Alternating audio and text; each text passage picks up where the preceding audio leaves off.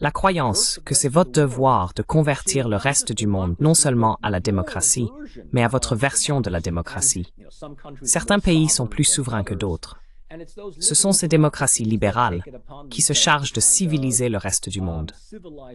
Si certains pays, dirigeants, peuples, cultures ou religions rejettent cela, ils sont simplement considérés comme anti-occidentaux et automatiquement étiquetés autoritaires.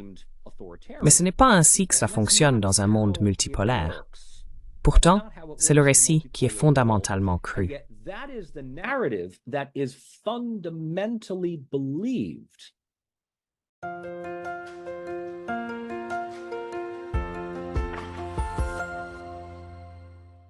Hello everybody. This is Pascal from Neutrality Studies. Bonjour à tous. Je suis Pascal Lotaz de Neutrality Studies et aujourd'hui je parle avec le Dr Michael Rossi, maître de conférence à l'Université Rutgers dans le New Jersey. Il enseigne les sciences politiques et les relations internationales en se concentrant particulièrement sur le lien entre la culture et la politique. Il est également l'hôte de la chaîne YouTube Michael Rossi Policy, où il publie des sources primaires précieuses sous forme de discours et de communiqués de presse non commentés de l'État russe, montrant leurs déclarations officielles sur les relations internationales.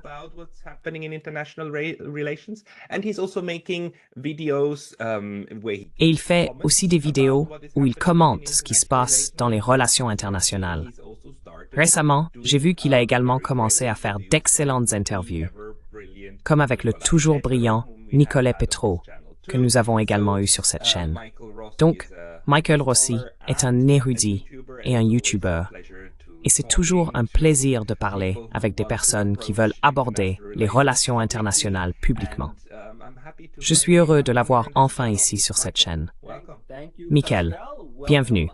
Merci Pascal. J'espère que c'est la première de nombreuses conversations que nous aurons, toi et moi. Permets-moi aussi de dire que j'apprécie l'email que tu m'as envoyé il y a moins d'une semaine et la rapidité avec laquelle nous avons pu nous coordonner et fixer un moment pour avoir cette discussion.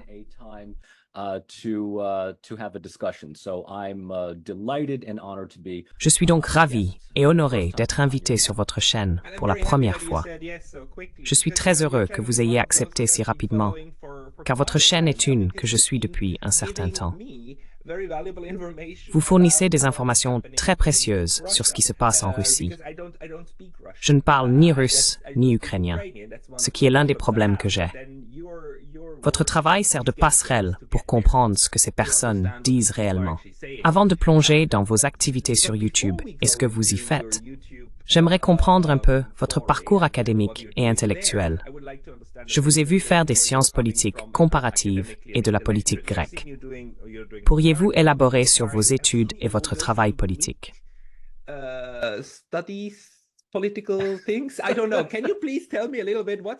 Je ne sais pas.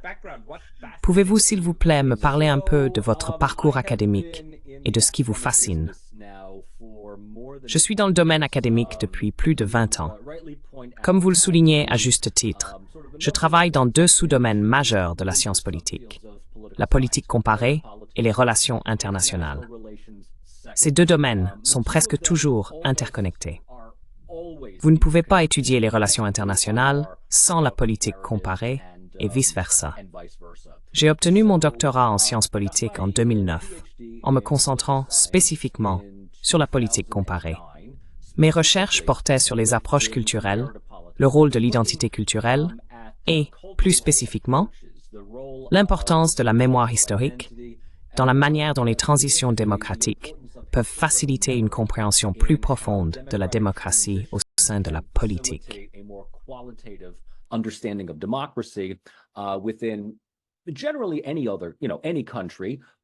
Généralement, je me suis concentré sur les pays de l'ex-Yougoslavie, et plus spécifiquement, j'ai examiné la Serbie comme étude de cas principale.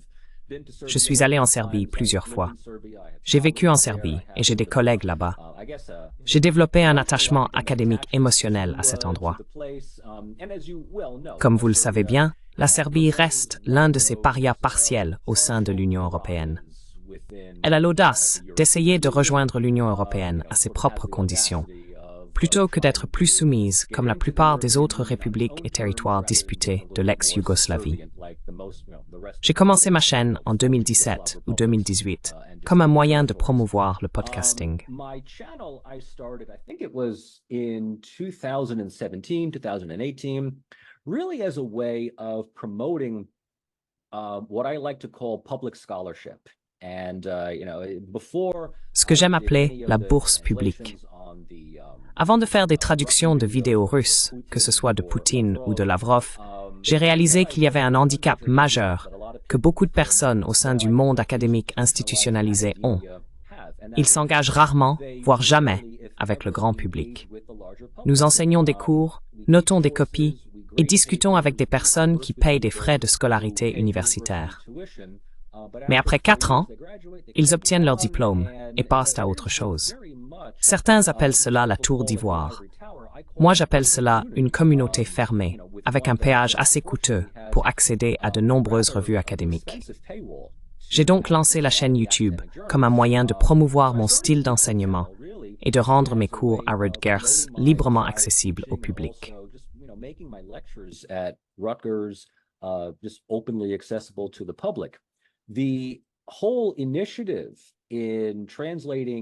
Toute l'initiative de traduction des vidéos, discours et conférences de presse de Vladimir Poutine et Sergei Lavrov, et initialement aussi de Volodymyr Zelensky, était motivée par 2 principaux problèmes au début de l'opération militaire spéciale.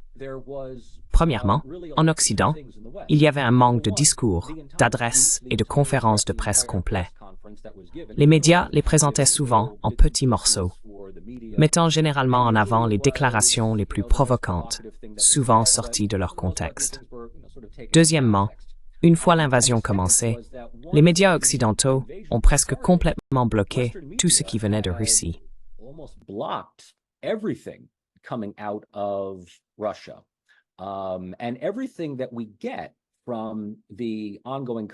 Et tout ce que nous obtenons du conflit en cours en Ukraine, pour le meilleur ou pour le pire, est largement pris sur parole de ce que le gouvernement de Kiev nous dit. Il y a donc déjà ce sentiment de scepticisme et de méfiance envers la Russie. J'étais à Tachkent à l'époque et j'ai décidé de publier sur ma page parce que j'avais accès au discours complet que Poutine avait donné concernant sa justification pour intervenir en Ukraine. J'avais un peu de temps libre, alors j'ai fourni les sous-titres et les traductions comme source primaire. Comme vous le soulignez à juste titre, il n'y avait ni modification, ni opinion, ni commentaire. C'était présenté tel quel. Et la page a explosé.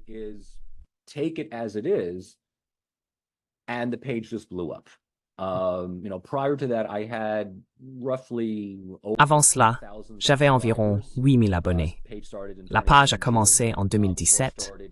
La guerre a commencé en février 2022. Et la dernière fois que j'ai vérifié, j'avais maintenant plus de 47 000 abonnés. L'une des choses que j'ai constamment entendues de la part de nombreux de mes abonnés est que je pourrais être l'une des rares, sinon la seule, chaîne YouTube qui fournit simplement ses traductions comme un service public. J'ai du mal à croire que je sois le seul à faire cela. Comme vous pouvez le voir, je suis en quelque sorte un homme orchestre ici. Ce n'est pas une entreprise ou une organisation. Je suis un universitaire avec un ordinateur portable et un abonnement à Camtasia. C'est tout. That's it. But just recently, I had posted. Mais récemment, j'ai publié une vidéo d'un discours que Poutine a prononcé devant le ministère des Affaires étrangères, exposant ses conditions pour la paix en Ukraine. Encore une fois, c'était simplement la matière première pour la population non russophone et non ukrainienne. Si cela ne fait rien d'autre que fournir des sources primaires à ceux qui sont intéressés, alors mission accomplie.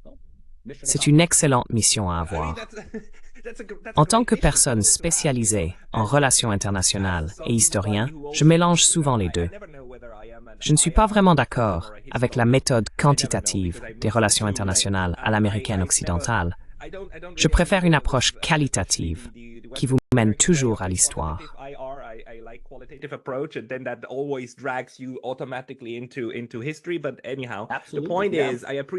Mais en tout cas, le point est que j'apprécie les documents primaires.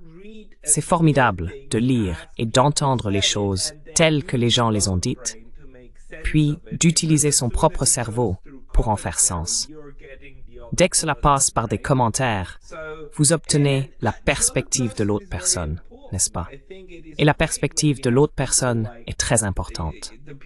Je pense que c'est génial quand nous avons des gens comme ceux que je suis, tels que le Durand et le juge, pour entendre ce qu'ils pensent et comment ils en font sens. Mais parfois, vous voulez entendre ce qui s'est passé directement pour en faire sens vous-même, pour être votre propre commentateur. Et c'est quelque chose que vous fournissez. Oui, oui. Et en tant qu'académique, je pense que l'une des choses que nous,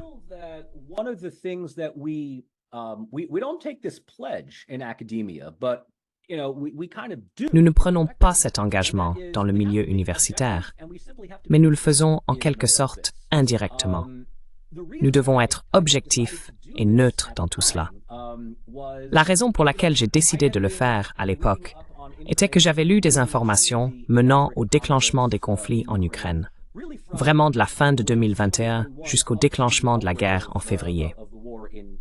Mais plus encore, je suivais les événements qui se déroulaient depuis 2014. Parmi ceux-ci, dans mon intérêt personnel, il y avait le retard et le sabotage presque délibéré des accords de Minsk qui avaient été signés et mis en œuvre.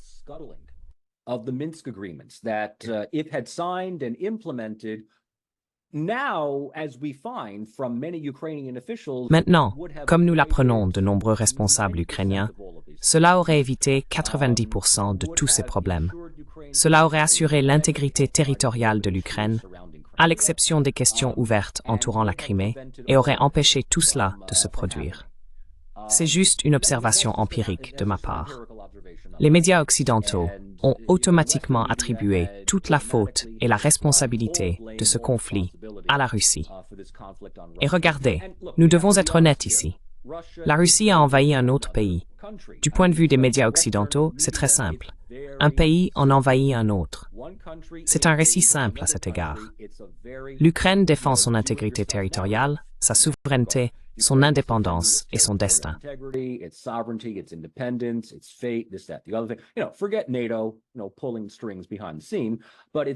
Vous savez, oubliez l'OTAN tirant les ficelles en coulisses. Il est très clair que la Russie était perçue comme l'agresseur. Mais ce que je trouve également très problématique, c'est l'Occident, et plus spécifiquement les États-Unis et le Royaume-Uni, dépeignant Poutine comme ce méchant de bande dessinée, un mal singulier comme Hitler. Eh bien, je veux dire, vous savez, la loi de Godwin. Cela ne prend pas longtemps en Occident. Comptez jusqu'à 20. Et d'ici à ce que vous atteigniez 14 à 16, quelqu'un aura assimilé le méchant actuel à Adolf Hitler.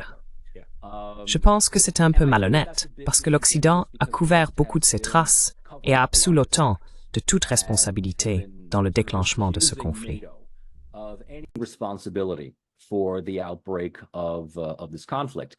Et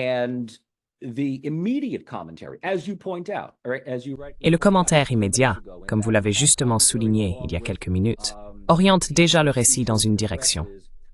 Il place le fardeau de la responsabilité sur la Russie, tout en exonérant l'Occident, l'OTAN, l'Ukraine et Zelensky de tout le reste.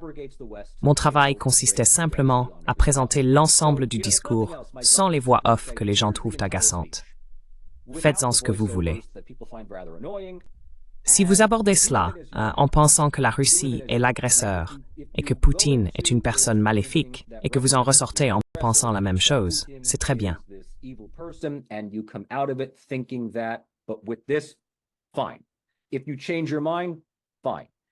Si vous changez d'avis, très bien. Si vous pensez qu'il y a plus dans l'histoire, voici les informations. J'essaie de rester aussi neutre que possible dans ce domaine, car ce n'est tout simplement pas fourni.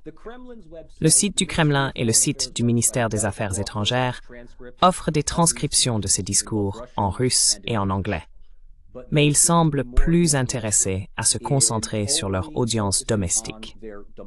Comme je l'ai dit au début, j'avais l'habitude de traduire les discours de Zelensky. Cependant, la chaîne YouTube de son gouvernement, entre autres, fournit maintenant des sous-titres. Donc pour eux, c'est en ukrainien et traduit en anglais. Ils font déjà ce qu'ils devraient faire. Je n'ai pas l'impression de faire quelque chose que le Kremlin ou le ministère des Affaires étrangères devrait faire.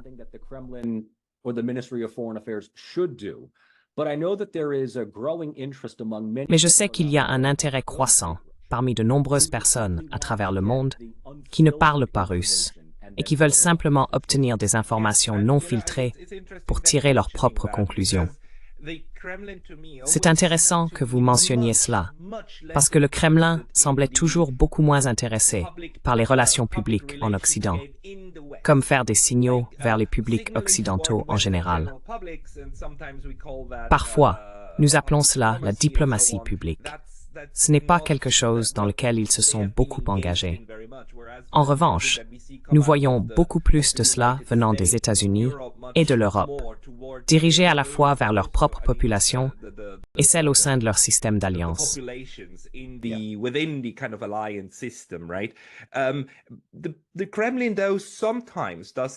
Le Kremlin, cependant, fait parfois cela. Chaque fois que je trouve ces discours du Kremlin en anglais, je remarque que le Kremlin a également une version anglaise de leur page d'accueil. Cependant, tout le contenu n'est pas fourni en anglais. Lorsqu'ils le fournissent, vous savez que c'est quelque chose qu'ils veulent voir repris. Cela ajoute à l'analyse que nous devons faire. Rendre ces diffusions disponibles, en particulier des discours comme celui que M. Poutine a donné vendredi, est important. Il a été stratégiquement fourni un jour avant le sommet de la paix en Suisse. Pour comprendre ce qui se passe, vous devez comprendre les échanges entre ces acteurs qui ne s'engagent pas directement les uns avec les autres.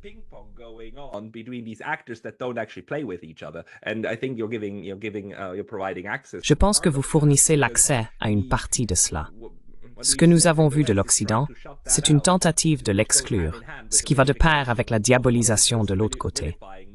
Diaboliser signifie que vous devez vous assurer que cet acteur n'est pas compris. Ils doivent paraître irrationnels et maléfiques, créant le parfait méchant. Ensuite, vous pouvez justifier l'utilisation de la force militaire pour combattre le méchant. Donc, rendre les choses plus compréhensibles est en fait très important pour les sciences politiques. Le rôle du récit est vraiment la force motrice de la politique étrangère. Si je peux aller un peu plus abstrait ici, en termes de mes propres études en relations internationales, j'ai tendance à m'identifier principalement comme constructiviste.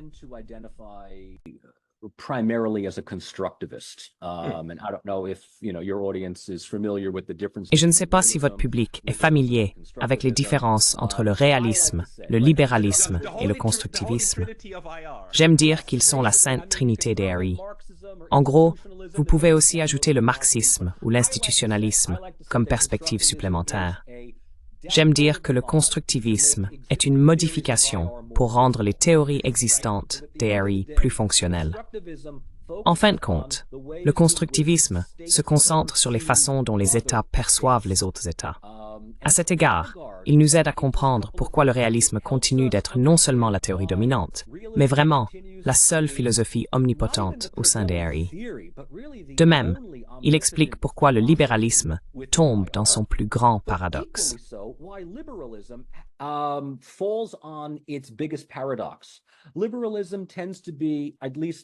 Le libéralisme tend à être, du moins philosophiquement, beaucoup plus pacifique et intégratif. C'est une théorie plus proactive qui cherche à mettre fin au cycle de guerre perpétuelle. Cependant, le réalisme croit que la route vers la paix mondiale est pavée de multiples guerres mondiales et de changements de régime parce que nous devons rendre le monde entier démocratique, spécifiquement démocratique, à l'occidental. Il est important de souligner que le libéralisme académique en RI n'est pas le même que le libéralisme politique des démocrates. Et ainsi de suite. Ce n'est pas de ce type-là. C'est une approche juste pour que tout le monde comprenne. Le libéralisme, dans notre sens, ne signifie pas les libéraux comme Ocasio-Cortez.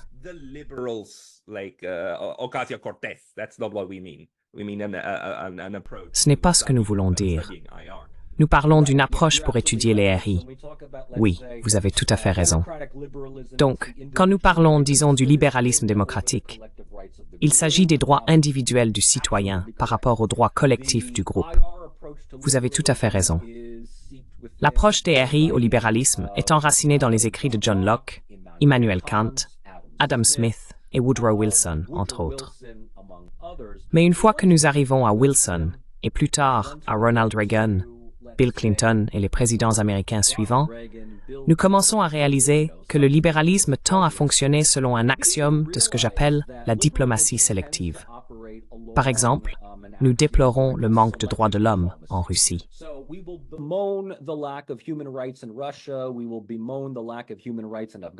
Nous déplorerons le manque de droits de l'homme en Afghanistan et en Irak. Mais nous fermerons les yeux sur ce qui se passe en Israël et en Arabie saoudite. C'est toujours drôle. Nous ne cherchons jamais à changer de régime chez nos alliés, seulement chez ceux que nous n'aimons pas. À cet égard, les réalistes, et je suis sûr que vous et vos téléspectateurs êtes bien familiers avec les écrits du professeur John Mearsheimer, le parrain incontesté du réalisme, sont cohérents. Il a traversé ce que j'aime appeler de nombreux tours de victoire, de je vous l'avais bien dit. Il écrit à ce sujet depuis le début des années 90. Je l'ai rencontré une fois lorsqu'il a donné une conférence à l'Université Columbia il y a quelques années. Il discutait de son livre « The Great Delusion », que je recommande absolument de lire.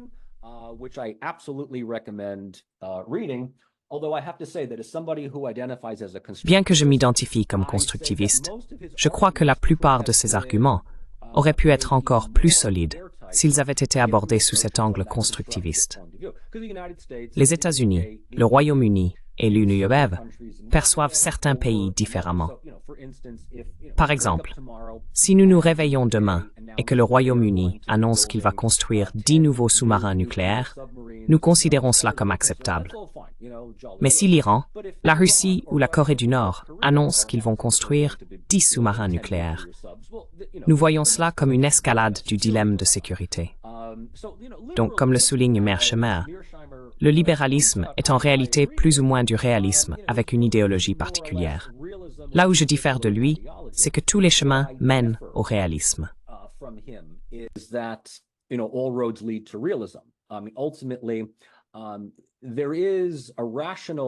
En fin de compte, il existe un ethos rationnel et logique sous lequel l'Occident opère parce qu'il croit vraiment en l'idée que le monde peut être démocratisé. Je ne doute pas que la démocratie soit universelle. Cependant, je trouve problématique que l'universalité de la démocratie soit traitée comme une sorte de mission évangélisatrice entreprise par l'Occident, que ce soit les États-Unis, le Royaume-Uni ou lui-même. Il est logique pour des pays plus grands comme la Russie et la Chine, et de plus en plus d'autres pays comme l'Inde et l'Iran, de rejeter cette notion. La rejeter ne signifie pas nécessairement qu'ils sont anti-occidentaux ou anti-américains. C'est là que le constructivisme entre en jeu. En la rejetant, ils sont perçus en Occident comme étant anti-occidentaux, anti-américains et anti-démocratiques.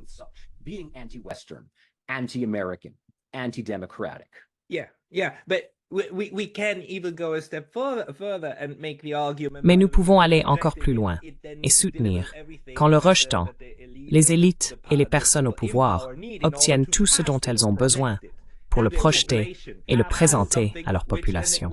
Cela le transforme alors en un argument réaliste d'utilisation de la politique pour créer l'ennemi que vous voulez avoir, menant à l'affrontement qui a été projeté pendant des années comme l'ennemi futur. En ce sens, je pense qu'il est important de clarifier que le réalisme, le libéralisme et le constructivisme ne s'opposent pas. Ils ont simplement des points de départ différents et des aspects différents de la même chose. J'aime beaucoup l'image de l'éléphant et des sages autour de lui. L'un dit que c'est un animal avec une trompe et l'autre dit que c'est un animal avec une queue.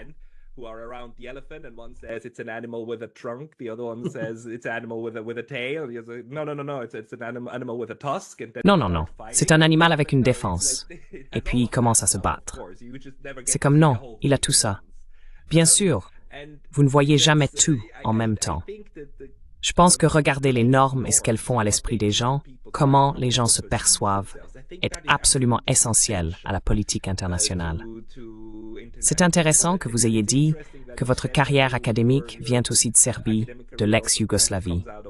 Là-bas, nous voyons naturellement beaucoup de choses que nous percevons actuellement comme très hypocrites. Par exemple, prenons ce qui est arrivé au Kosovo, ou ce que l'OTAN a fait au Kosovo, et comparons-le à ce que la Russie fait en Crimée. Si vous faites une analyse de politique comparée, vous pouvez voir que bien qu'ils ne soient pas exactement les mêmes, il y a des similitudes dans les deux cas.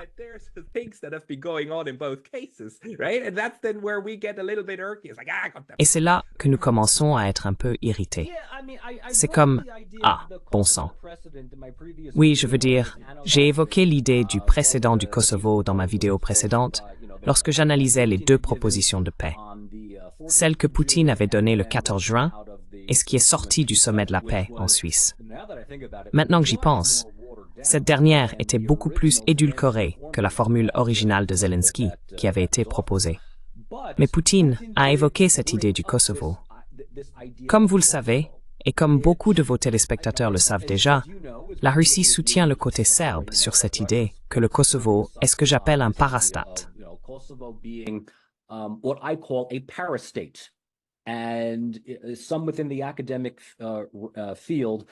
Et certains dans le domaine académique se réfèrent à ces entités territoriales, comme le Kosovo, le Haut-Karabakh, Chypre du Nord et la Transnistrie, comme des États de facto. C'est vrai, ce sont des États de facto, en réalité.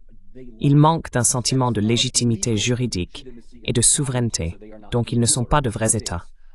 Mais j'aime utiliser le terme parastate parce qu'ils sont créés en violation directe de l'intégrité territoriale et de la souveraineté d'un autre État. Il n'y a aucune coordination entre les États hôtes, dont ces entités se sont séparées, et les entités qui se proclament comme des pays indépendants.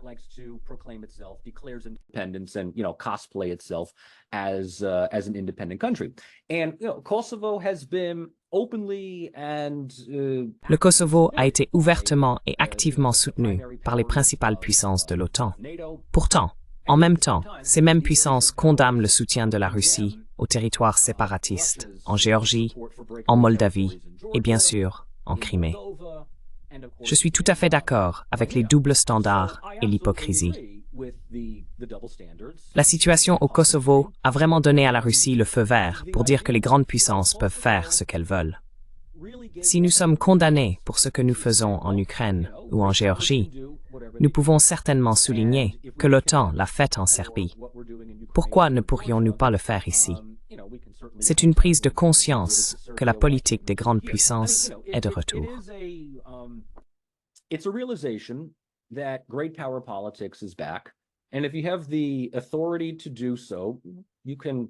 Si vous avez l'autorité de le faire, vous pouvez absolument le faire. Je trouve également intéressant que le Kosovo ait assisté au sommet de la paix en Suisse avec l'Ukraine, ainsi que la Serbie. Les deux ont voté pour le communiqué. C'est très fascinant. J'aimerais vraiment savoir ce qui se passait dans l'esprit des diplomates qui faisaient cela. Si vous êtes du côté serbe, vous pourriez penser que vous pouvez utiliser ce communiqué à l'avenir pour défendre votre cause contre le Kosovo. C'est un autre précédent de nombreux Européens convenant que ce qui s'est passé au Kosovo n'est en fait pas admissible. Exact.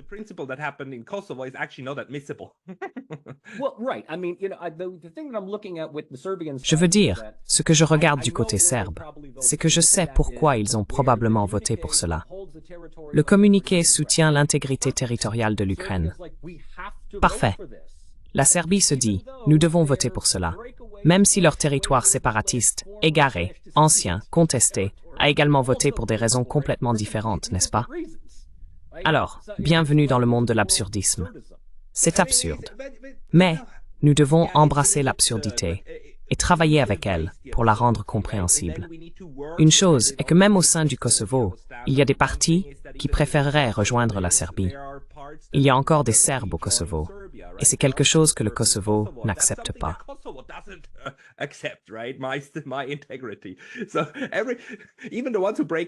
Donc, même ceux qui se séparent n'aiment pas les autres séparatistes. C'est toujours la même chose. C'est un classique des relations internationales. n'est-ce pas? Parlons-en. L'une des réalités gênantes est que plus vous êtes pro-occidental, pro-européen et pro-démocratique, moins vous êtes susceptible d'accorder des droits aux minorités, à ces petits groupes agaçants qui sont encore présents dans votre région.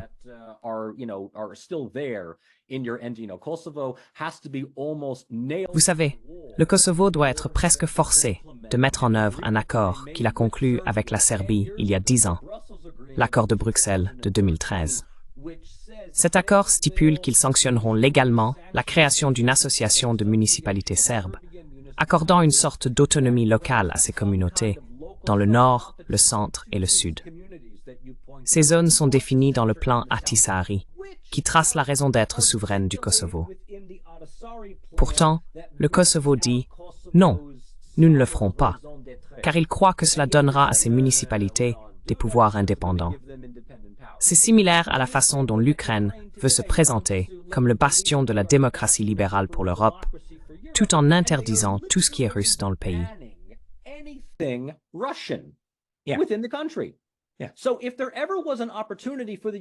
Donc, s'il n'y avait jamais eu une opportunité pour le gouvernement ukrainien d'essayer de convaincre ceux qui sont indécis, qui parlent russe, et pourraient être plus pro-russes, mais hésitent à rejoindre ce camp, ils ont échoué, lamentablement. Ils ont absolument échoué, lamentablement. Et je ne vais même pas aborder l'idée que la réhabilitation d'un tas de héros anticommunistes des années 1940 est en réalité une manière de réhabiliter les collaborateurs nazis. C'est là que vous, moi et beaucoup de gens qui nous regardent se mettent en colère parce qu'ils cherchent une sorte d'explication et de rationalité dans les relations internationales et l'analyse politique. Les actes de discours et la réalité qu'un certain groupe de personnes essayent de créer et de présenter comme réels sont frustrants.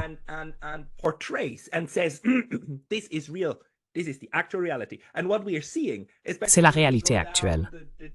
Ce que nous voyons, surtout lorsque nous examinons la chaîne des événements dans les conflits, c'est une divergence significative.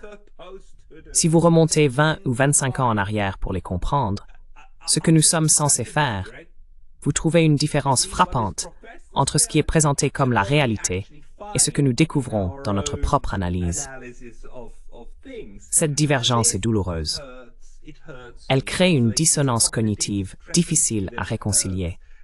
Nous devons donner un sens à cela, parce que nous croyons vivre dans des sociétés libérales où le discours et la liberté d'expression sont primordiaux. Nous sommes fiers de nous considérer comme éclairés, pensant que le dialogue ouvert nous mènera toujours à la vérité.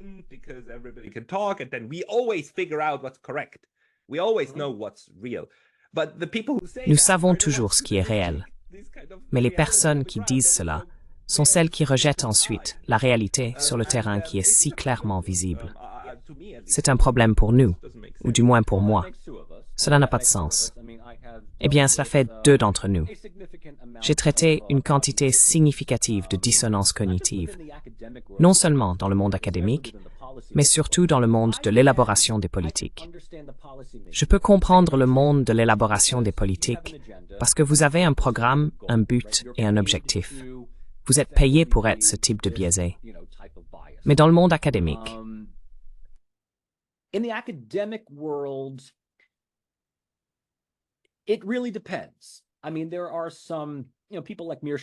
cela dépend vraiment.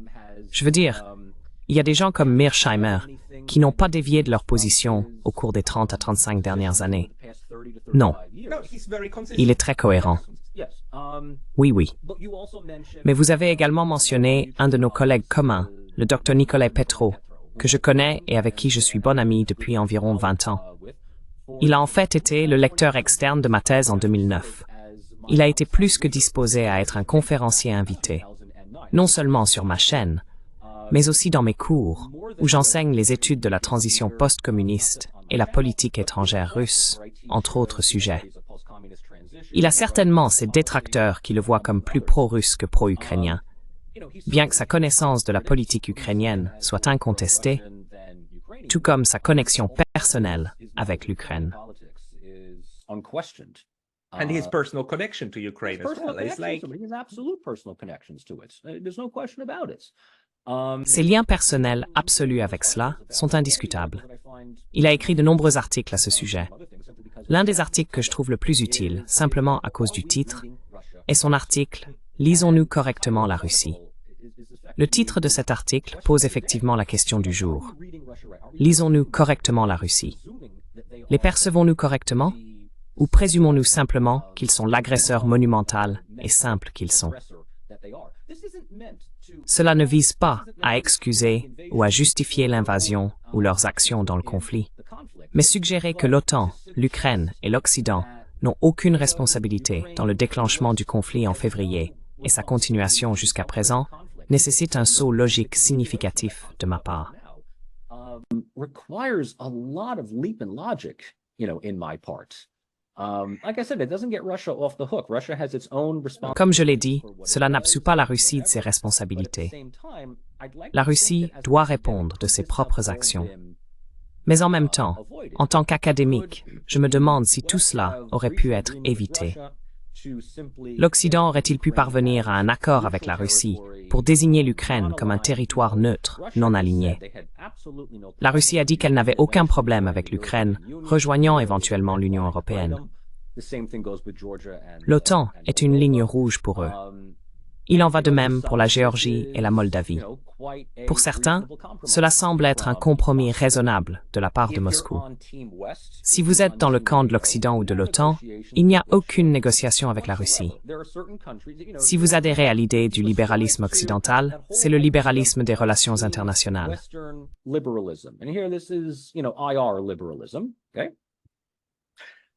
D'accord. Il y a des pays avec lesquels vous ne traitez tout simplement pas. La Russie, la Chine, Cuba, l'Iran, la Syrie et la Corée du Nord. En fait, la liste devient de plus en plus longue. En tant que citoyen des États-Unis, j'ai vécu ici toute ma vie, sauf quand j'étais à l'étranger. Nous sommes le seul grand pays au monde à dire des choses comme « Nous ne voulons pas traiter avec Cuba parce que nous ne vous aimons pas. Nous n'allons pas traiter avec la Corée du Nord parce que nous ne vous aimons pas. Nous n'allons pas traiter avec l'Iran parce que nous ne vous aimons pas. » C'est comme si vous étiez soit incroyablement puissant pour dire cela, soit coincé dans une faille temporelle, essayant désespérément de convaincre non seulement vous-même, mais aussi le reste du monde que nous sommes en 1993. Cela ne fonctionne plus.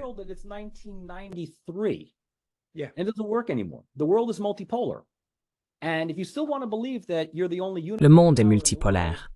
Si vous voulez encore croire que vous êtes la seule puissance unipolaire et que tous ceux qui ne vous suivent pas sont des ennemis, il n'est pas étonnant que les seuls amis des États-Unis soient les pays de l'OTAN et de l'UDPOPEB. À ce stade, l'UDPOPEB n'est guère plus que l'appendice économique de l'OTAN, et l'OTAN est la branche militaire des États-Unis. Je suis tout à fait d'accord. L'OTAN est passé de quelque chose de relativement faible en 1949 à quelque chose d'extrêmement fort de nos jours. C'est vraiment intéressant.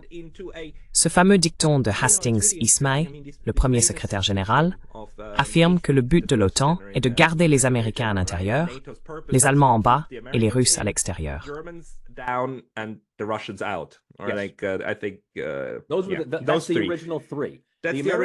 Voilà les trois objectifs originaux.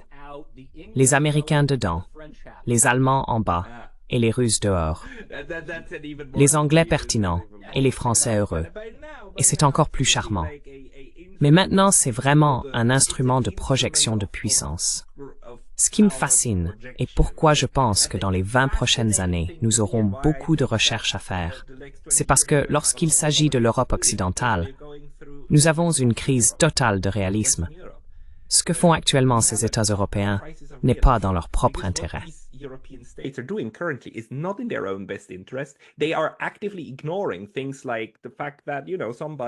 Ils ignorent activement le fait que quelqu'un vient de faire exploser l'un des plus grands projets d'infrastructure en Europe. Ils ferment les yeux là-dessus et sont prêts à risquer une guerre nucléaire en Europe pour les intérêts de l'État patron. C'est très difficile à expliquer en termes réalistes. Nous avons besoin d'autres perspectives pour le comprendre. Cela me cause beaucoup de problèmes à comprendre. Une partie du problème pourrait être une spirale mentale, ou même un événement de formation de masse, où vous commencez à croire à une version de la réalité qui semble totalement stupide une fois que vous en sortez.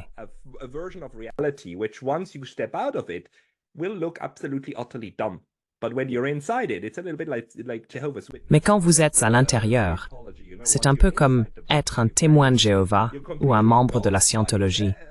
Une fois à l'intérieur de la bulle, vous êtes complètement englouti par elle. C'est la seule explication qui me semble logique pour expliquer pourquoi ces pays n'agissent pas dans leur propre intérêt rationnel. J'y ai réfléchi ces derniers jours. Est-il rationnel pour l'Europe de penser de cette manière? Au sein de l'Union européenne, et fusionnons simplement l'UE et l'OTAN, elles sont dans l'ensemble à peu près la même chose.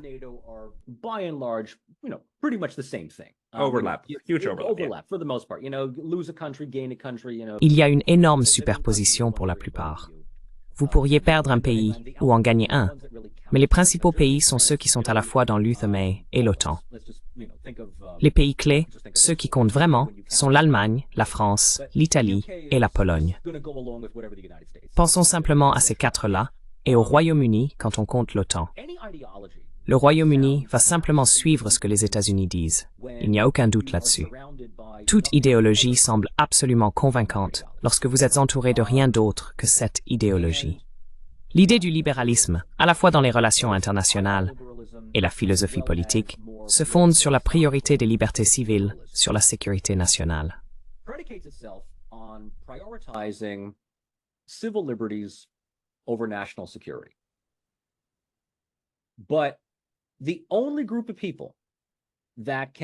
Mais le seul groupe de personnes qui peut faire cela est celui qui est absolument certain que sa sécurité nationale est assurée et prise en charge.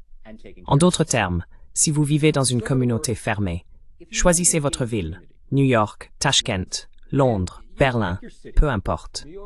Si vous vivez dans les bons quartiers, les quartiers riches et aisés, le crime n'est pas vraiment un problème. La pauvreté est en périphérie. Vous vous entourez de personnes qui vous ressemblent. Même au point où les industries ouvrières sont le secteur des services. Vous n'êtes même pas col blanc. Vous êtes col intellectuel à ce stade. Vous pouvez penser à ces choses élevées.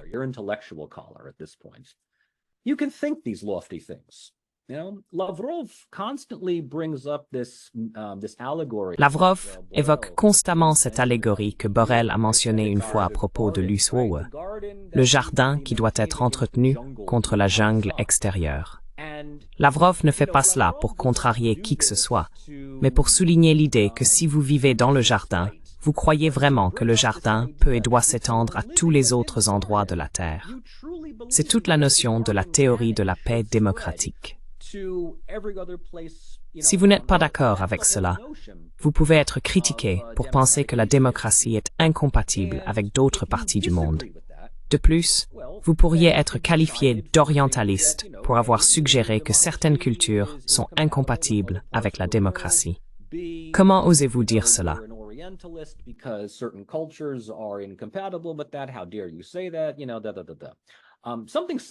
Vous savez, quelque chose de similaire est arrivé il y a de nombreuses années, lorsque George W. Bush était encore président. Vous vous souvenez de lui, n'est-ce pas? À l'époque, il était considéré comme le criminel de guerre numéro 1. Mais maintenant, nous l'avons réhabilité parce qu'il est beaucoup plus acceptable et agréable que Donald Trump.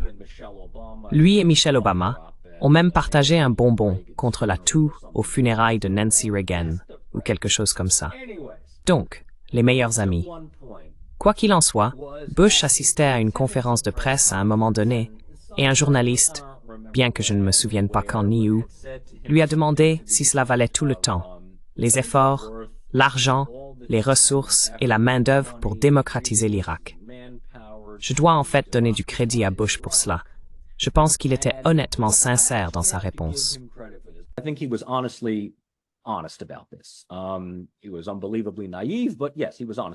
Il était incroyablement naïf, mais oui, il était honnête à ce sujet.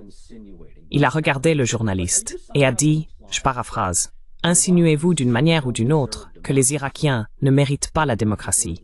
qu'ils ne méritent pas la liberté, qu'ils ne méritent pas la liberté. Pourquoi certaines personnes méritent-elles la démocratie et d'autres non? Bien sûr, cela a laissé le journaliste sans voix, parce que c'est une déclaration à laquelle on ne peut pas répondre. Avec cela à l'esprit, il y a la croyance que c'est votre travail de convertir le reste du monde non seulement à la démocratie, mais à votre version de la démocratie. C'est un type de démocratie, un type de libéralisme, que Glenn Diesen discute dans son livre « Russophobia ». Je recommande vivement à tout le monde de lire le livre de Diesen sur la russophobie. Diesen's book on Russophobia, right? He points out this idea of I forget the right. Il souligne cette idée de démocratie asymétrique, où certains pays sont plus souverains que d'autres. Ce sont ces démocraties libérales qui se chargent de civiliser le reste du monde. Si certains pays, dirigeants, peuples, cultures ou religions rejettent cela, ils sont simplement considérés comme anti-occidentaux et automatiquement considérés comme autoritaires. Mais ce n'est pas ainsi que cela fonctionne dans un monde multipolaire. Pourtant, c'est le récit fondamentalement cru aujourd'hui par les présidents américains, les premiers ministres britanniques, les chanceliers allemands, les présidents français et les commissaires de l'UOP, quel que soit leur rang.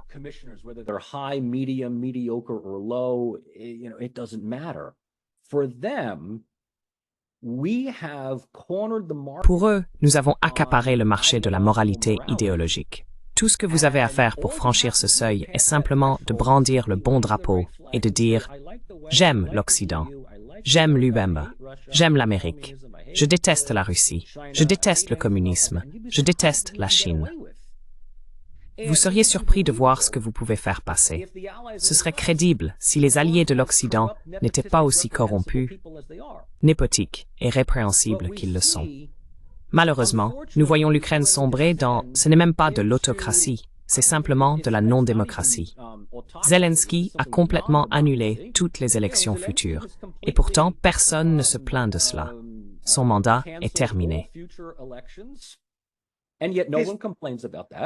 His term ran out. His term ran out. Son mandat a expiré, et il n'y avait aucune justification pour cela. Si vous y réfléchissez, il disait, eh bien, il n'y a aucun intérêt à organiser une élection pendant une guerre. Vous savez quoi? Soyez intelligent. Organisez les élections là où vous savez que vous pouvez, dans le centre et l'ouest de l'Ukraine. Les régions de Lviv, Kiev et Ivano-Frankivsk vont massivement voter pour un candidat pro-occidental, pro-OTAN, pro-UE. C'est tellement ridicule, parce que ce qu'il dit, c'est « D'accord, l'Ukraine est un État souverain et indépendant, et l'Ukraine fait tout ce qu'elle peut, y compris mener une guerre, gérer des écoles, maintenir l'électricité et l'eau, faire respecter les lois et gérer les prisons. »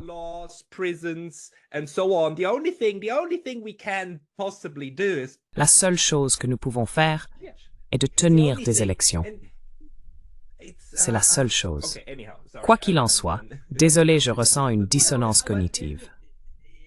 Eh bien, je veux dire, vous savez, et encore une fois, ce n'est pas pour donner du crédit à Poutine pour cela, mais il cite chapitres et versets de la Constitution ukrainienne, montrant comment il n'y a aucune justification ou base légale pour cela. En ce qui le concerne, le seul organe d'autorité légitime en Ukraine est la Verkhovna Rada. C'est tout. Vous le prenez tel qu'il est. Vous pensez qu'il est génial? Fantastique. Vous pensez qu'il est un maniaque? Fantastique. C'est tout aussi bien. Mais cela alimente le récit russe selon lequel toute l'idée de l'Occident de défendre les principes de la démocratie libérale est creuse.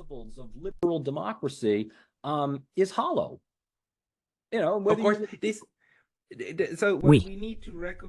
Donc, ce que nous devons reconnaître à ce stade, et c'est vraiment triste, c'est que la démocratie libérale est un discours utilisé par certains groupes de personnes pour faire accepter aux masses les politiques qu'ils souhaitent.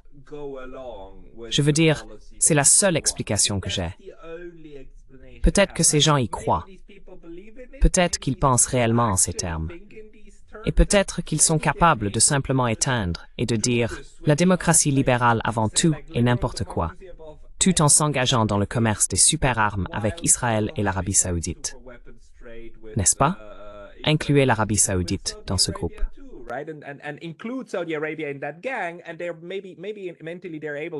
Et peut-être qu'ils sont capables de fermer les yeux là-dessus pour ne pas en souffrir mentalement, n'est-ce pas? Puis ils deviennent soudainement « Ah, vous savez, nous devons accepter d'autres cultures et des choses comme ça. » Mais ce qui est intéressant, et c'est là que c'est important, surtout ce que vous faites, c'est de traduire cela. Lorsque nous utilisons une perspective réaliste pour comprendre pourquoi les gens prennent certaines décisions, ou pourquoi un pays fait certaines choses, nous devons comprendre leur raisonnement interne. C'est la boîte noire ici. Apart from the way that they're being portrayed, and this is the black box here. This is what we need to crack because that's the only thing that matters. C'est ce que nous devons percer, parce que c'est la seule chose qui compte pour les décisions prises. Il m'a fallu beaucoup de temps pour comprendre pourquoi la neutralité a échoué pour l'Ukraine. Cela m'a vraiment plongé dans l'incrédulité, parce que je pensais que c'était tellement évident. Il m'a fallu du temps pour comprendre que ce n'était pas la Russie qui l'avait saboté. C'était l'Occident qui l'avait saboté. Ils l'ont rendu impossible, parce que ce n'était pas ce qu'ils voulaient. Ils voulaient la frontière dure. Ils voulaient la guerre. Ce n'était pas nécessairement prévu dès le début, mais c'était quelque chose qu'ils étaient prêts à accepter, parce que c'était de toute façon les Ukrainiens qui allaient mourir. Cette réalisation m'a pris beaucoup de temps. Mais cette décision, pourquoi les Russes ont dit « D'accord, c'est ça, nous marchons ».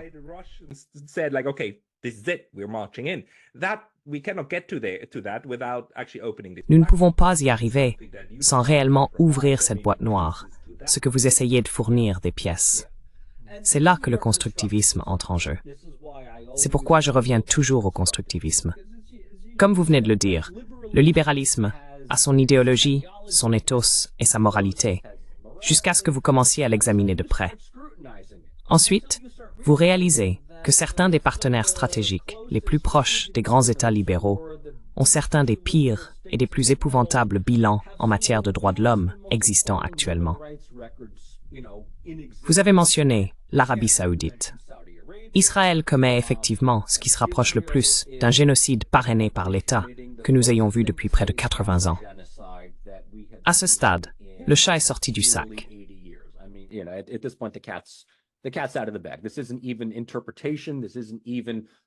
Ce n'est même pas de l'interprétation, ce n'est même pas de la nuance, ce sont juste des preuves empiriques brutes qui sont observées. Pourtant, vous verrez les mêmes pays qui excusent ces actions, pousser un récit qui veut vous faire croire que la Russie commet un génocide en Ukraine et que la Serbie a commis un génocide en Bosnie, pas même en Bosnie, mais juste dans une ville, Srebrenica. Aborder ce sujet est un champ de mine. Vous avez mentionné que je traite de la politique et de la culture dans les Balkans.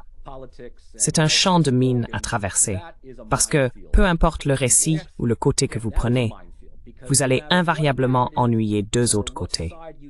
Tout le monde est engagé dans sa propre forme de mémoire historique, incestueuse.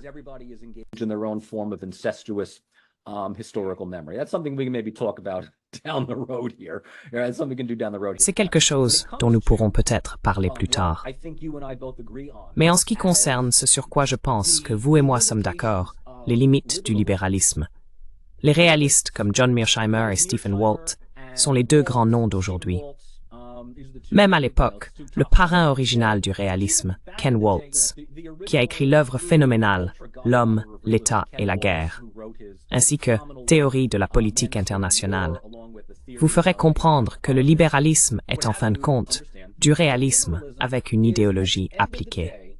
C'est finalement cela, l'un des arguments de Mearsheimer. Et quand je cite Mearsheimer, je ne dis pas que je soutiens cela. When I'm quoting Mearsheimer, I'm not saying that I support this, I'm just simply quoting it for the sake of putting it out there. Je le cite simplement pour le mettre en avant. Dans son livre « La Grande Illusion », il dit que le libéralisme ne fonctionne comme libéralisme que lorsque la grande puissance libérale est une puissance unipolaire. Donc, nous parlons des États-Unis dans les années 1990 ou du Royaume-Uni, peut-être au début du XXe siècle, parce qu'il n'y a personne pour s'y opposer. Mais dès qu'une autre puissance émerge, et dans l'étude des relations internationales, unipolarisme, bipolarisme, multipolarisme. Les grandes puissances émergeront inévitablement. Cela arrive tout simplement. Thucydide en parlait il y a plus de 3000 ans. Ces choses arrivent.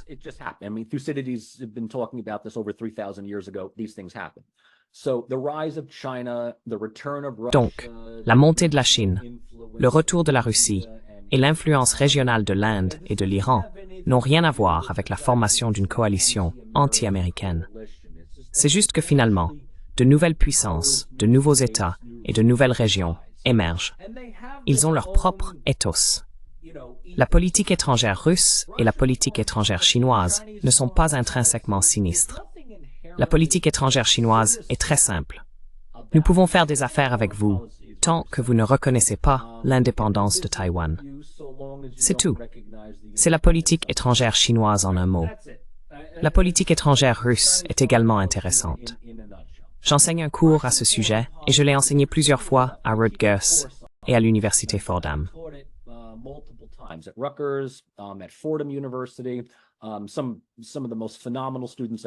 Certains des étudiants les plus phénoménaux que j'ai eus étaient dans ma classe à Fordham l'automne dernier. Juste un petit clin d'œil à mes élèves de Fordham. La politique étrangère russe fonctionne selon l'éthique suivante. A. Le monde est multipolaire. B. Le monde est multilatéral. Et C. La Russie ne cherche pas à supplanter les États-Unis, mais simplement à reconnaître qu'elle fait partie d'au moins 3 ou 4 autres puissances mondiales ayant des intérêts de sécurité régionale. Vous pouvez interpréter cela comme vous le souhaitez. Mais si les États-Unis considèrent toujours cela comme un défi à leur propre hégémonie, alors cela crée deux problèmes. Premièrement, les États-Unis créent leur propre dilemme de sécurité. Et deuxièmement, il y a probablement, à mon avis, l'un des meilleurs chercheurs sur le phénomène de l'unipolarisme.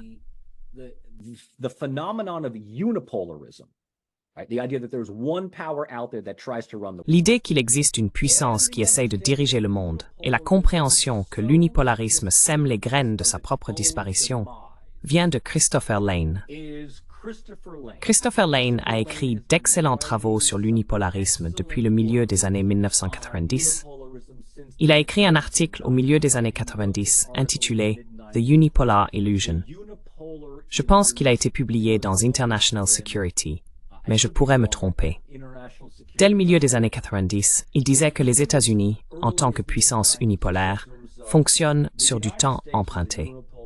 Car éventuellement, de nouvelles puissances émergeront et il appartient aux États-Unis de décider quoi faire de ces nouvelles puissances.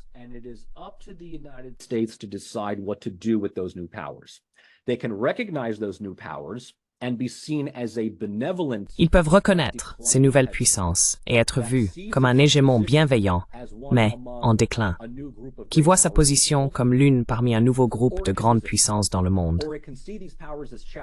Ou bien, ils peuvent résister et voir ces puissances comme des challengers, des rivaux et des menaces pour la sécurité.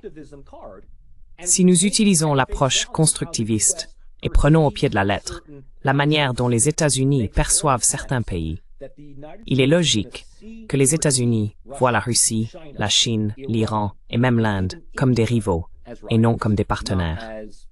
La direction au pouvoir à ce moment-là ne veut pas être celle qui y renonce. Vous ne voulez pas être le capitaine qui dirige le navire vers le naufrage.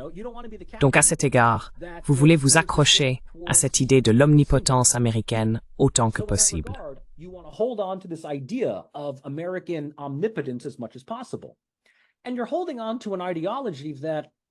Et vous vous accrochez à une idéologie qui est non seulement dépassée, mais qui s'est discréditée à plusieurs reprises. Avec le Kosovo, l'Irak, la Libye, la Syrie et l'Afghanistan. L'Afghanistan était à mon avis probablement le meilleur exemple de la fin de l'unipolarisme américain.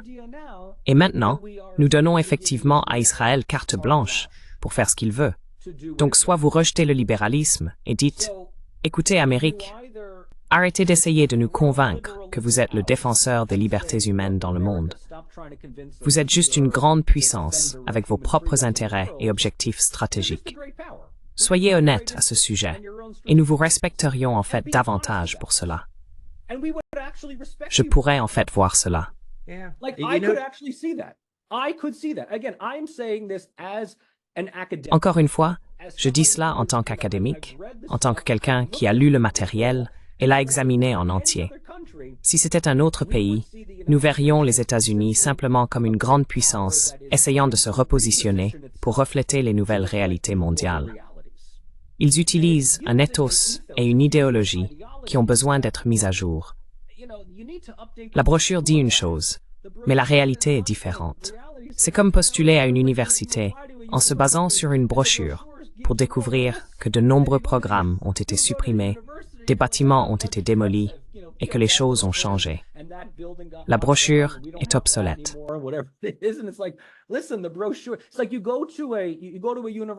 C'est comme si vous alliez à l'université et que vous suiviez un cours avec un professeur vénéré à l'ancienne qui n'a pas mis à jour le programme depuis 1994. Les temps changent. Mais vous savez ce qui me fascine. Comme vous l'avez souligné, il n'y a rien de vraiment nouveau ici, non seulement en principe, mais aussi dans les forces en jeu. Certaines des personnes les plus intéressantes avec qui j'ai parlé récemment sont les chercheurs Arta Moeni et Christopher Mott. Ils ont magnifiquement souligné, dans un article bien écrit, comment cette tension entre le réalisme et le libéralisme, même avant l'invention des relations internationales modernes, se jouait déjà idéologiquement entre Washington et Jefferson.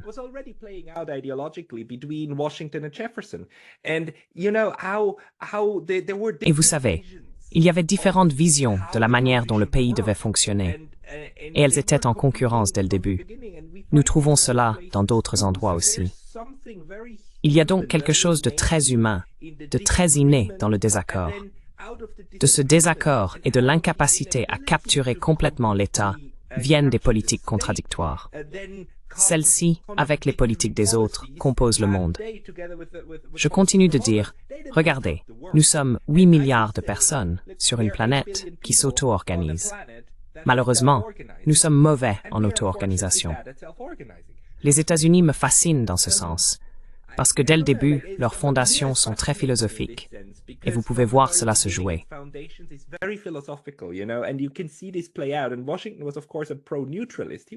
Et Washington était bien sûr un pro-neutraliste. Il n'était pas un isolationniste. Eh bien aujourd'hui, vous le qualifieriez d'isolationniste. Mais il était un neutraliste, alors que Jefferson était un interventionniste, plus ou moins. C'est comme, nous devons aider les Français. Nous devons aller en Europe. Nous devons intervenir pour répandre le jardin, n'est-ce pas? Je trouve cela fascinant. Oui, vous avez tout à fait raison. Il y a quelques points que je veux souligner.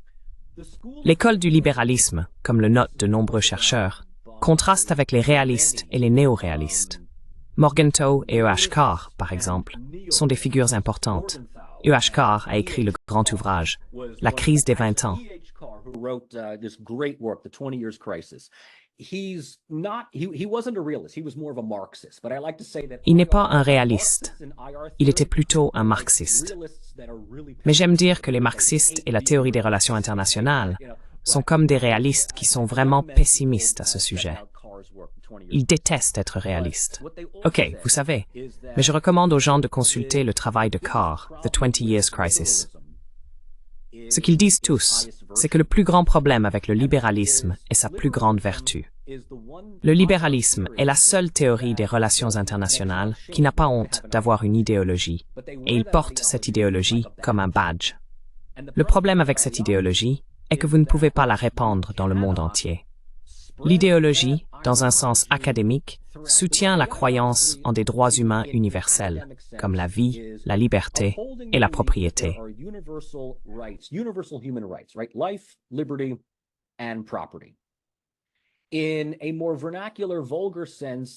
Dans un sens plus vernaculaire, c'est l'idée que si vous abordez la question du point de vue d'un État libéraliste, comme les États-Unis, ou avant cela, le Royaume-Uni, il y a un sentiment de responsabilité. Il se passe quelque chose d'horrible là-bas, et nous devons faire quelque chose à ce sujet. Il y a des violations des droits de l'homme, un génocide, une famine et des meurtres de masse. Nous ne pouvons pas simplement défendre des principes et ne rien faire. Si nous avons la capacité de faire quelque chose, nous allons le faire. Pendant la guerre froide, deux événements ont galvanisé les États-Unis vers cette approche. L'un était la guerre civile en Bosnie, qui faisait partie de la dissolution de la Yougoslavie. L'autre était la crise en Somalie, où les gens mouraient de faim.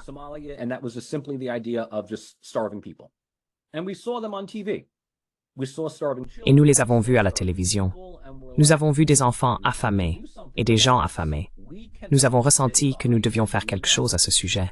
Nous ne pouvions pas rester les bras croisés et ne rien faire. Du point de vue libéral, c'est assez noble parce que cela signifie que si nous avons le pouvoir d'intervenir pour le bien commun, nous le ferons. Cependant, dans le monde réel, cela ne fonctionne pas comme ça. Nous ressentons les élans de nécessité humanitaire dans des pays et des régions où nous n'avons aucun intérêt particulier.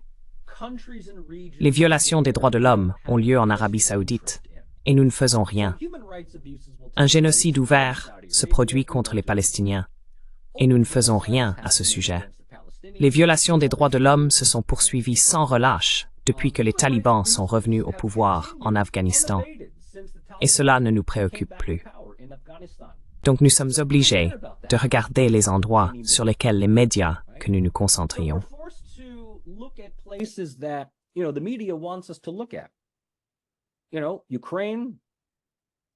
Vous savez, l'Ukraine en est un exemple.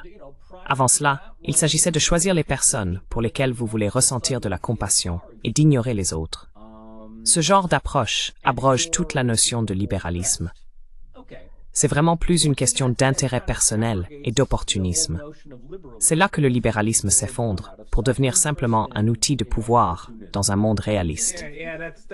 Revenons au Kosovo. Nous sommes intervenus au Kosovo parce que nous estimions devoir arrêter les violations des droits de l'homme. Nous l'avons fait, mais qu'avons-nous fini par faire? Nous avons inversé les violations des droits de l'homme, de sorte que les personnes qui étaient auparavant abusées abusent maintenant des Serbes. Les Serbes qui résistent au Kosovo sont maintenant considérés comme antidémocratiques. Agents russes, nationalistes serbes et des personnes qui ne peuvent tout simplement pas voir les réalités du jour.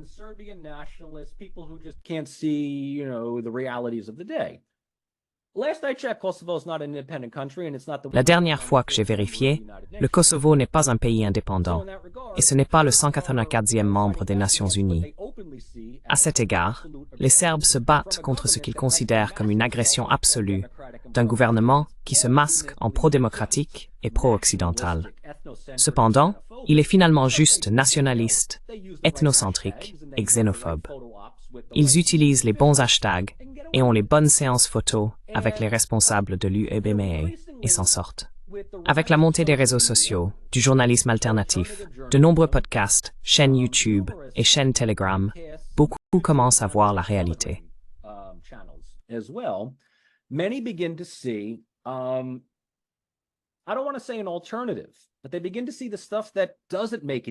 ne veux pas dire une alternative, mais ils commencent à voir les informations qui n'entrent pas dans les médias très aseptisés.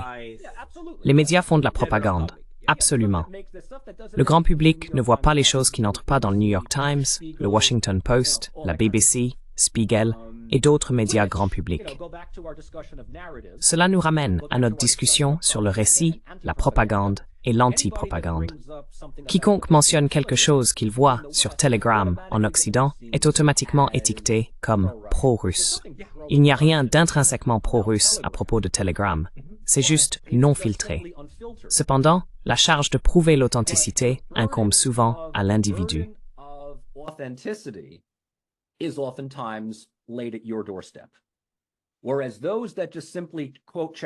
Alors que ceux qui se contentent de citer chapitres et versets de, vous savez, WAPO, New York Times, The Atlantic ou d'autres ONG soutenues par l'Occident peuvent dire ce qu'ils veulent. Et quand quelqu'un demande « Quelles sont vos sources ?», ils répondent « Faites-moi confiance ». Exactement. Et c'est aussi une manière très ancienne de contrôler ou de percevoir le monde. Cela remonte vraiment loin. Pendant 1000 ans, la Bible n'était lue qu'en latin, parce que cela donnait aux prêtres le pouvoir de l'interpréter. Personne d'autre ne savait même ce qu'elle disait réellement. Donc, vous dépendiez de la parole. C'est littéralement ce pourquoi ils ont mené une guerre en Europe, n'est-ce pas? Les protestants ont eu l'audace de traduire la Bible pour que vous puissiez la comprendre vous-même. C'est tellement ancien. Et il y a un mot très intéressant en allemand, Deutungshoheit, la souveraineté de l'interprétation. C'est une forme de contrôle sur l'interprétation, et c'est quelque chose que les idéologues veulent garder pour eux. Ils n'aiment pas les informations non filtrées, parce que cela permet aux masses de se faire leur propre opinion. Cela me fascine vraiment de voir comment cela fonctionne, à la fois extérieurement et psychologiquement pour les gens. Je pense que nous devons le ramener et boucler la boucle. C'est là que votre chaîne intervient comme une excellente source d'informations primaires pour que les gens mènent leurs propres enquêtes. C'est ce qu'ils devraient faire. Et vous ne devriez jamais faire confiance à quelqu'un aveuglément. That's what they should do. And you should never trust anyone. You shouldn't trust Putin. You shouldn't trust me. You shouldn't Vous ne devriez pas faire confiance à Poutine. Vous ne devriez pas me faire confiance. Peut-être devriez-vous vous faire confiance. Nous ne pouvons pas nous échapper. J'ai mes propres batailles internes. Nous ne devrions faire confiance à personne aveuglément. Non seulement parce qu'ils pourraient mentir, mais parce qu'ils pourraient ne pas savoir qu'ils ont tort. Les meilleurs menteurs sont souvent ceux qui croient à leurs propres mensonges, parce qu'ils ne sont pas conscients que ce qu'ils disent est faux. Avec cela en tête, tout le monde, consultez la chaîne de Michael Rossi. Il publie beaucoup de contenu très utile. Y a-t-il un autre endroit où les gens peuvent te suivre, Michael? Laissez-moi réfléchir maintenant. Let me think now. YouTube is my primary site right now. YouTube est mon site principal en ce moment. J'ai un profil LinkedIn que je n'ai pas mentionné. Je ne l'ai pas mis à jour depuis un certain temps. Je recommande souvent des articles et des livres à lire. Sur ma page LinkedIn, j'ai des liens vers les articles que j'ai écrits. J'ai beaucoup écrit sur la résolution des conflits au Kosovo et le rôle de la culture dans la transition démocratique. Beaucoup de gens m'envoient également des courriels à mon adresse électronique, qui est mikerossipolice@gmail.com, pour demander des liens vers des articles ou des livres. J'essaie toujours de répondre le plus rapidement possible.